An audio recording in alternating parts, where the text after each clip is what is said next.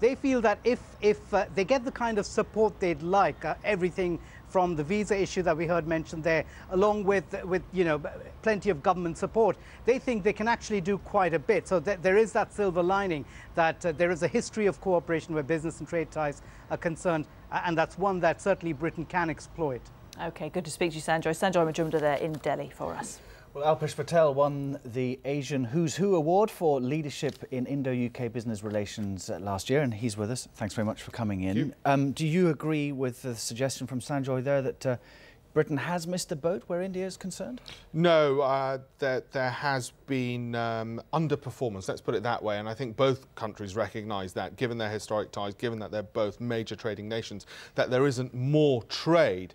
But I certainly don't think there's been something as drastic as the boat being missed. Not when you consider that Britain clearly recognises the significance of India, and Indian investment into the UK exemplifies that India also recognises the importance of the UK. And if you look at this list of people that are there, I mean, it's absolutely huge, isn't it? A good chunk of the government, a huge number of CEOs, famous sports people. I mean, Mr Cameron's taking this very seriously. Well, absolutely. I think what the government's realised is they need a step change than yet another delegation. And I think it's a bit of a red herring to say that it's not on the front pages. I mean, when the Indian president visited here, it wouldn't be on the front page of the FT. That's not the point. As long as it's in the papers, as long as the Indian side recognises that this is of a different scale, size and depth to what has been happening in the past. And that gets the message out to businesses in India that the UK is an ideal location for them. And just the more coverage there is, the better it is, because they're more likely to get trade that way. But I read this morning, 30,000 Indian students in Britain, 103,000 in the United States doing MBAs and getting qualifications there. I mean, why is there such an imbalance?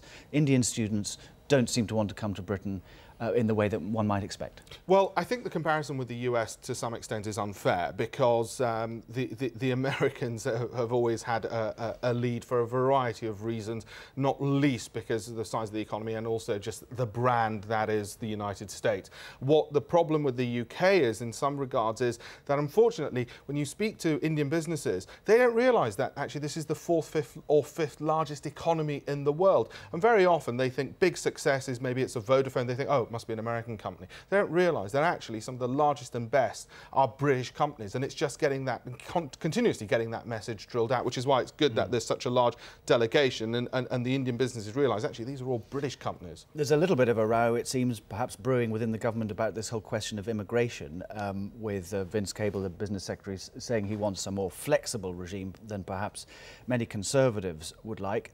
If the Indian administration and business people pick up on that and feel that, you know, there's a problem there, would that deter them, or do they feel that it's a clear issue? I think it's a red herring, that one, because when you look at the actual immigration rules for professionals coming over here, entrepreneurs coming over here, there isn't a tightening of those rules. It's actually for the lower skilled individuals. It's not just relating to India, it relates more broadly. So for the talented and the skills, there isn't actually a problem, and I think it's been created into a story when there isn't actually one there on the immigration thing.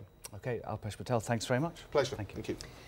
Well, just to give you a flavour of what the Prime Minister has been saying, we've just heard from him. Here's a little sense of what he's saying about the purpose of his visit.